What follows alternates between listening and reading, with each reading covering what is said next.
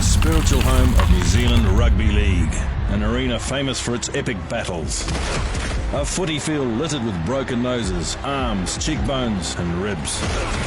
And that was just Mark Graham at half-time. Keep the legend of Carlo Park alive. Visit carloparkdiehards.co.nz, a site for true leagueies. Follow the most legendary league gear in the world. carloparkdiehards.co.nz.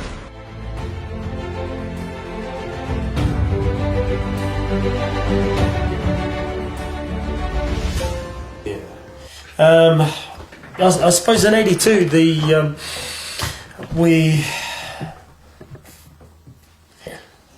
in '82 we went on tour to Australia and Papua New Guinea. That's right, and the first test was at Brisbane at Lang Park. But the week prior to that, we played Brisbane itself, and was Brisbane or Queensland? Queensland. Okay. Queensland, yeah. We played Queensland, and that really gave me a look at this new kid on the block prop that they were writing up as being the next great for Queensland. And he will represent Australia and make that number 10 jersey his own. And so, checked him out, knew what he played like, and he was a straight runner, hard runner, and a good defender. And so, when we got into the test,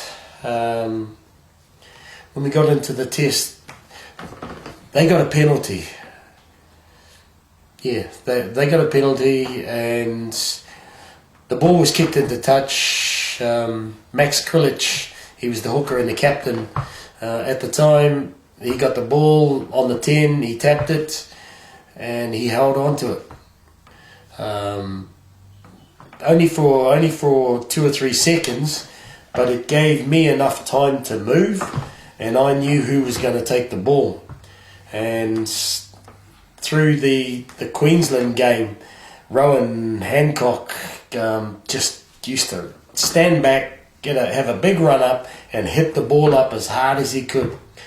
And I knew as soon as Max Krilich had touched the ball, he was the one that I was going to hit. With the restart through the captain Krilich. Oh, and a solid tackle. Hancock has been felled by the big prop forward Tamati. Remembering that Rowan Hancock has had cheekbone injury. Here it is in replay, and the ball flies. And actually, it wasn't only that Hancock hit the man, he hit the ground. Watch him hit the ground. Wow. And, I hit him. And at the time, I felt like $1 million. I hit him, he went down, and he didn't get up. And, I felt victorious over it because we were in that arena. We were. It was a test match, and it was legal. It wasn't an arm or an elbow. It was a straight shoulder charge, and that pretty much Rowan ended up being taken off the field. Was I happy about it? Was I proud about it? Hell yeah, at the time I was. And we actually went on to lose that test. Lost in the dying stages of the game to John Rebo penalty and try, I think it was.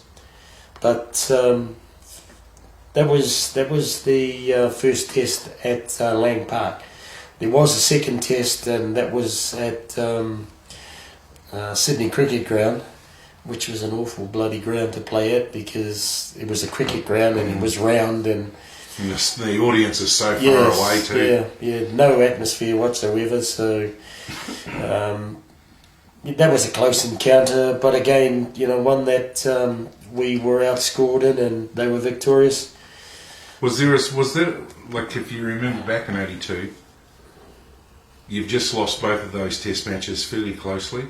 But was there a vibe in the team that you were getting closer to them? You know, we right from that encounter in 1980, it was a learning stage for us. You know, in 1980 they had one of the skills that Cess was adamant that I had to learn as a prop was take the ball forward, hit the tackler, roll in the tackle, turn my bum, push my bum out, and then pop the ball up to a support runner. Well, in that bloody test, 1980 test, I did it. I ran at the defence, turned, hit the defence anyway, and rolled, turned, popped the ball up, and the bloody centre caught it. Australian centre caught it and scored under the post. Oh, jeez. So yeah, it really, whilst in that game it didn't work, later on it was one of the skills that I guess that ball playing skills that I became well known for. But you know, that was Carlo Park. That was 1980. Then we got 82, and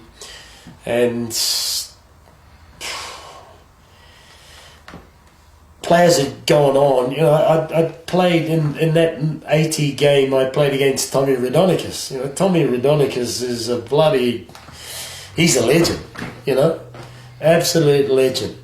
And so that they had racked up blimmin' a cricket score in our first couple of games in 1980, and then in 82, we closing the gap, getting closer, standing up, understanding what our responsibilities were, understanding the game, becoming confident that the likes of Mark Graham, Fred Arcoy, Dane Sorensen, Kurt Sorensen, you know, those guys, Ollie, who were playing in the Australian League, them coming back into our side. We weren't just amateurs playing with professionals and trying to close the gap. We were learning a lot quicker, and obviously playing in a better league with us playing in Europe.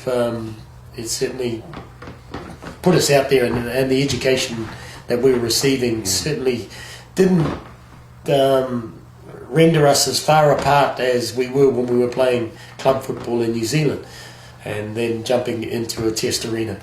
So by 1982, we were confident that 83, it'll be a different ball game. Bugger me days, I had decided that my commitments, I had a fantastic year in the UK in 82, 83. And you're playing, at this point, you're playing for Widnes then? Oh, I'm still at Widnes, yep. Yeah. So 83 was the beginning of our 84 season. So it meant that for me, I felt that I needed a rest. I needed to make sure that 84 season, with that being my last year at Widnes, that it was a great year for me. So I chose not to come back for the Test series in 83. They beat Australia, and you know I wasn't there. But for me, Was there any regret about not coming back in 83? Well, the regret was that I wasn't part of the squad that had beaten Australia after all the embarrassing scores that all the hard work and the graft that's been put in. Yeah. But I also enjoyed the treasures or the goals of that year for me with Widnes. We won the premiership. We went to Wembley. We won at Wembley. We beat Wigan at Wembley. Is Boydie playing with you? No. Boydie didn't come until Warrington. Warrington. Okay. But we had we'd gone to Wembley. They told me when I first got there in 82 that that we would go to Wembley again. I said, yeah, right. But, we got there and we played Wigan at the time. Howie and Westy and Danny Campbell were playing for Wigan. And on that day, thankfully, gratefully, we were victorious. Widnes were the Wembley champions. And, playing in front of a stadium, Wembley Stadium of 100,000 people, and it's just absolute magic. Absolute magic. So, in the sense of having regrets and coming back in '83, yeah, I did have regrets, but in that '84 series, that season for me was a huge season. So I think I'd made the right call in staying there for another year to make sure that I wasn't burnt out and prepared better for our season that year.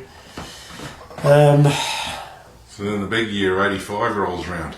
Then 85 comes, yeah. 85 for me was going to be my last series, or my last involvement, I guess, in the Kiwis. I decided that, I'd got this season and that's my lot.